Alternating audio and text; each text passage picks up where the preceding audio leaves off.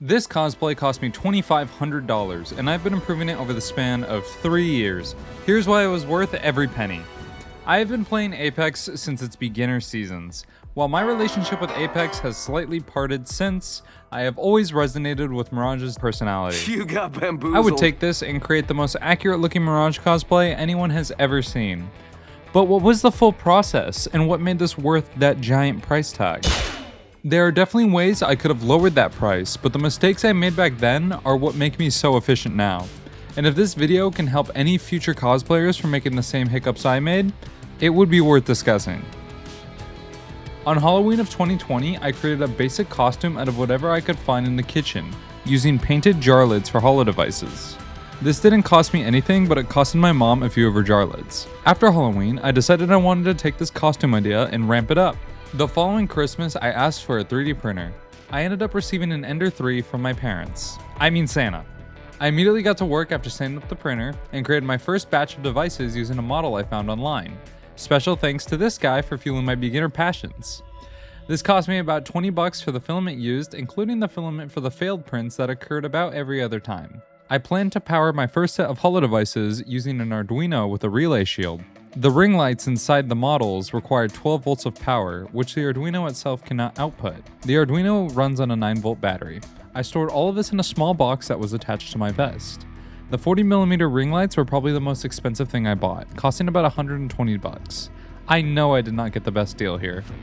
While I was creating the holo devices, I also got to work on the jetpack that Mirage has on his waist. I took the in-game model and managed to import it into my slicing software. I painted it and installed the lights and the 2 boosters. I then removed those due to weight issues. The paint and extra filament were another $50.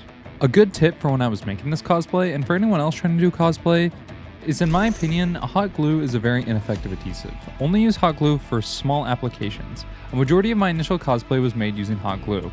I live in Arizona, and it gets hot here. My cosplay would fall apart due to the hot glue failing on numerous occasions, costing me more time and money. Over time, I used different forms of adhesives as I improved the cosplay. More on that later. By this time, I created 1 arm's worth of holo devices by soldering and installing the 40mm ring lights into the interior of the models. I was beginning to get a little burnt out, so I moved over and searched for the clothing that Mirage wears. I found mostly everything on Amazon. This bumps the price up another $300-ish. It's a rough ballpark estimate, but I bought a lot during this time and I was using my mom's Prime account, so I do not have the purchase history myself. The vest was created using EVA foam and contact cement, and then I applied a black fabric and some design stitches. The yellow garments were hand-stitched by my mom in her free time and ended up coming out very well. After a convention in 2024, I was older and had more experience in engineering, more specifically 3D design. I remodeled my own custom holo devices using SolidWorks with the skills I learned in school and through my own time. I also got a job and made my first ever big purchase, a Bamboo X1 Carbon. And what was the first 3D print that isn't a Benchy? The new holo devices. I printed another set of 14 devices, desoldered the ring lights from the first set, and reconnected them to the new set. I then bought a rechargeable 24-volt power supply and increased the volume of the box on my back, designing it to look like the radio Mirage wears. During this time, I attended another convention in Denver and got to meet Roger Craig Smith, Mirage's voice actor. He signed a bunch of my stuff, including my goggles, so you know I had to store those as a relic, and I had to buy a new pair. I got this thing in the box. This is now the second and current iteration of my cosplay. To summarize, the cosplay runs on a 24-volt battery connected to that same Arduino and relay shield device, which are powered via a 9-volt port that the battery also has. The holo devices are held on my arms using elastic straps. Each set of devices is connected to the battery via clips that are attached after I equip each arm strap. All the other items are fairly basic clothing pieces. Some outliers include the 3D printed mirror item things and the vest, which are still custom tailored to fit me. I've used this cosplay on numerous occasions. If you happen to be attending Comic-Con this year, feel free to look for the Mirage running around. After running all the numbers and making a few estimates, our total comes out to $2,763.11.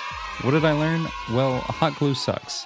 Utilize the resources around you before investing your own money into your projects. Always compare your prices. Now, instead of Arduino products, I like the off-brands. Arduino's amazing, but the boards on Amazon are a much better buy. I'm already purchasing more for this cosplay and preparing it for competitions. I'm also working on other cosplays and would really appreciate some suggestions. I currently am not as in the digital space as much as I was back then, so if you have a suggestion for a cosplay, please leave a comment and subscribe to follow my journey and allow me to make your idea become a reality.